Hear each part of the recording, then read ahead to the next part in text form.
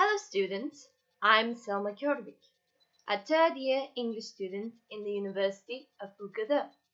Today I will be teaching you something about vocabulary. Here's a song I wrote for this class. Hello students, here today, I'm gonna rhyme for you today. You make a cake, you make a choice, you make a deal. But you do a favor, you do a test, even though it's hard.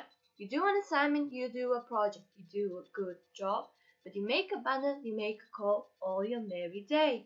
You make me happy, you make me smile, you make a cup of tea. But you do better, you do your best, as I believe you can. As you may have noticed, students, there are two words that repeat in this text many times. Now we'll tell you something about those two words. Make and do are verbs in the English language. They can often be confused in sentences in which to use either make or do. So here are two words that I think will help you for deciding which one to use. The first one is make and create. You both make something and create something. You get individual ingredients and you make something new. For instance, you can make a cake. You create that cake. And now for do. You do work, for instance, and you can use it to decide. For instance, I'm working on a project. I'm working on my homework. I'm working on a test. So this is, for instance, a sentence: do homework. Now let's go on. This is where you usually you use do. For instance, housework, work, study, taking care of your body, non-specific activities. For instance, you do the laundry. That is, you do everything that includes taking care of the clothes. You do the folding, you do the ironing, and so on. You do the dishes. You do the dishes, as in clean the plates where you eat, or glasses, whatever. Now you do the cooking. It's usually who does the cooking. For instance, I do the cooking in my home. Now work and study, homework. You do homework, as we mentioned before. You do a test, as in you have questions on a piece of paper and you answer them. You do a project, as you work on a project. Taking care of your body. You do gymnastics, such as this woman is doing here on the picture. You do your hair, as in taking care of it, shampooing it, cutting it, and so on. You do exercise. Any activity, really.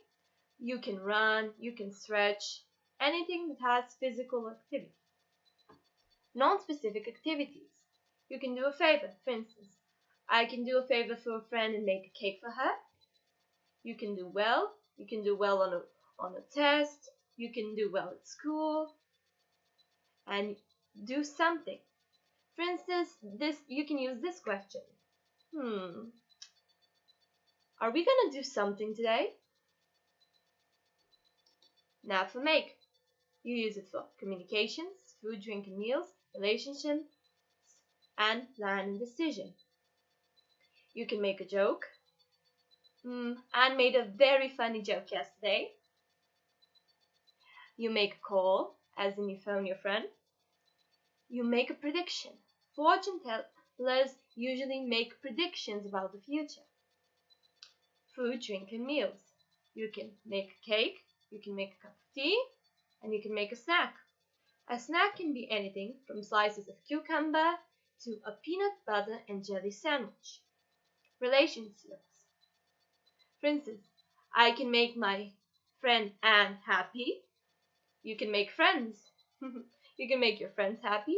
You can make new friends. But you can also make enemies. Enemies are people who you dislike or feel you have conflict with them. You can be someone's enemies and they can be your enemy. Sometimes only one person is someone else's enemy. Now plan and decision. You make a plan to go out today. You make a choice between tea and coffee, and you also make a decision between tea and coffee. Now a bit of an exercise, students. We have these words, and I want you to put them in either do or make. I'll help you with the first two. For instance, homework. I work on homework. So that would be do your homework. And joke. You create a joke using scenarios and something humorous. So that would be make a joke. Now students, try to do the rest, and I'll show the results in a second.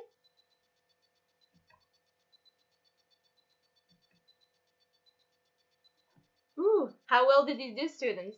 I think very good. Another exercise. You have to, in this case, complete the sentences using make and do. I'll help you with the first sentence. A salad for dinner. A salad is food. So usually use make. Make a salad for dinner. Now students, try to do the rest. And I'll show you the results now.